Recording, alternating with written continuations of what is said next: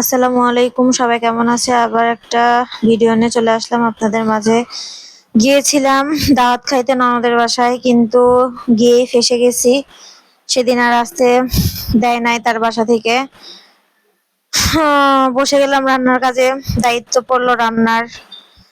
ভাইয়া বাজার থেকে মুরগি নিয়ে আসছিল, দেশি মুরগি। যাই হোক, রান্না করলাম।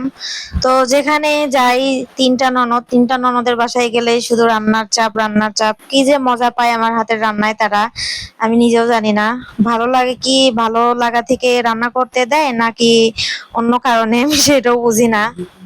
আপারা অনেক ভালোবাসে নিজের। ও আমার তিনটা ননদ। তো তিনটা ননদ আমাকেও তাদের ছোট্ট একটা বোনের মতো ভালোবাসে, নিজের বোনের মতো করেই দেখে, মানে বোনই ভাবছে আর কি। তো সবকিছু কাজ তাদের সঙ্গে শেয়ার করি। তারা যদি কোনো কাজ করে সেটা আমিও করার চেষ্টা করি। অনেক মেহমান যায়, যখন কোথাও ঘুরতে যাওয়া হয় কোনোদিন ননদের বাসায়, অনেকে যায়, তারা আর একা একা কাজ করতে সামলাইতে পারে না। আমিও নিজের মন থেকে কাজগুলা করি, ভালো লাগা থেকেই। রান্না করতে আমার অনেক ভালো লাগে।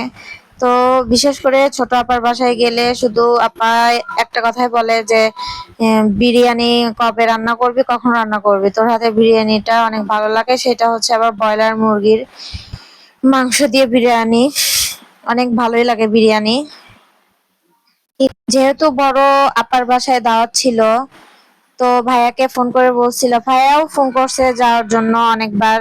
অনেক ঈদের পরে দাওয়াত ছিল, কিন্তু যাওয়া হয় না অনেক কারণে। সেজন্য 10 তারিখে গেছিলাম। যায়া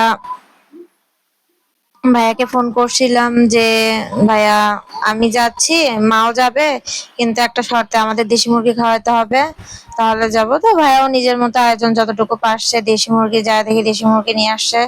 ভাইয়া আবার স্কুলে জব করে, স্কুলের ইংলিশ টিচার, কদমতলী স্কুলে চাকরি করে ভাইয়া। তো অনেক ভালোবাসা, অনেক স্নেহ করে। যাই হোক, যত একটু কিপটা, কারণ অনেক পরিশ্রম করে নিজের কষ্ট, নিজে পরিশ্রম করে টাকাটা ইনকাম করে, এজন্য অনেক। যারা একটু কিপটা হয় তারাই সমাজে উন্নতি করতে পারে। তো রান্না করতে করতে অবস্থা শেষ, বাইরে অনেক বৃষ্টি হয়েছিল, ওই জন্য বাড়িতে আর যাওয়া যায় নাই, থেকে গেলাম। রান্নাও করতেছিলাম। ছেলে আবার মুরগির মাংস খাইতে বেশি পছন্দ করে, রান খাইতে। দেশি মুরগিটা একটু বেশি পছন্দ করে, গরুর গোশ খাইতে চায় না। গরুর গোশ খাইতে গেলে দাঁতের ভিতর আটকে যায় গোশটা, ওই জন্য এটা অত বেশি পছন্দ করে না। ব্রয়লার মুরগি, মাছ এগুলো একটু বেশি খায়। দেশি মুরগিও। সবাই ভালো থাকবেন, ভিডিওগুলো বেশি বেশি শেয়ার করবেন। আল্লাহ হাফেজ।